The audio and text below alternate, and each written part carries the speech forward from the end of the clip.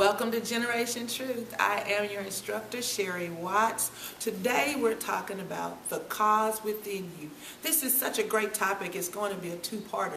This is part one because we have to take the time to see what it is and why we're here on this earth. Many people ask that question. They say they don't know why God has them here. What is their purpose?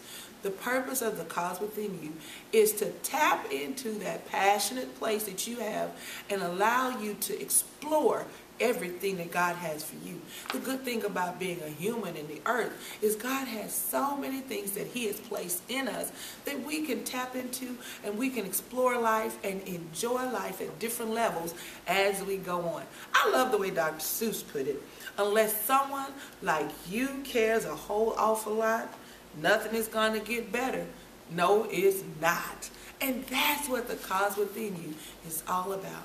Letting you know that we need you to care. We need you for the survival of the Christian race. We need you to tap into who God called you to do, to be. Be passionate about life. Live life to the fullest when you discover your cause within you. What is the cause? The greatest cause inside of us is related to people.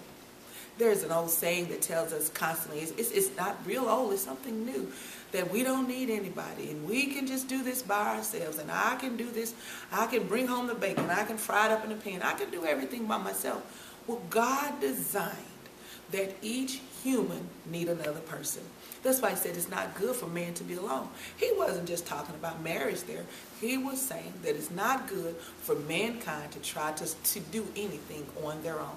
Mankind, our knowledge, there's such a great expanse of knowledge. And we have the ability to do whatever we set our mind to. That's why the Tower of Babel had to come down, because when men set their mind to a project, they're passionate, their energy, and the cause that they want to do, there is nothing that can stop you. All people faithfully pursuing the cause within them would result in a transformed world if we all are faithful and pursue. And pursue means press past barriers, press past anything that's going to stop you. Let nothing stop you. This world will be transformed. We're all crying, we need the president to do this, we need the Senate, we need the legislature and pastors and all these things. But the cause within you is what we need you to tap into and transform the world. You can do it. Transforming cause is never about you. It's always about the people that are around you, that you influence. How do you find out what your cause is? The first step is to surrender your will to God. Surrender your will to God. No longer I. I remember a story of being told often. People will go to college because they'll think, this is what I want to do, this is what I want to do. They'll get this degree, wonderful degree, and it's mostly, most people choose their college profession not by their passion, but by how much money you can make. I know I'm talking to you today. And then you find out it's not even about the money. You're depressed, you're down, you don't want to do it anymore, you grudge, you whine at work. Well, that's because you're not working in your perfect cause. Yes, you're making money and you're buying stuff, but your mind is just not in the right place. And as soon as you choose what you're supposed to do and you become passionate about it, work isn't work anymore. It's just something you get paid for to have fun. I notice a lot of football players, they're just so excited about the game. I said, isn't it wonderful to get paid for something you would do for free? The cornerstone of releasing the power of the cause within you is to confirm within your own mind, heart, and spirit that God knows what is best for you, and confirm what you are willing to do, that you are willing to do what He has ordained for you to do. Did you see all the things are there? Your mind, your heart, your spirit, and your will. Being willing to do what God has called you to do. The cause revealed. Your cause may be related to your pain and suffering you have endured. Think about that. Some of the things that you've gone through in life that has caused you the greatest pain, that has caused you to suffer, could be your cause. There are many people, especially women, have been battered and bruised. And what happened? when they were delivered from their abuser, they turned and made it a cause. They started fighting for the cause, and they started helping other women that are in those same situations. I'm thinking of Mothers Against Drunk Driving. It started by a woman whose child had gotten killed by a drunk driver. And from that pain and from that agony, that suffering of losing a child, came Mothers Against Drunk Driving. Do you see where I'm going? The thing that's caused you the most pain can turn and be your cause.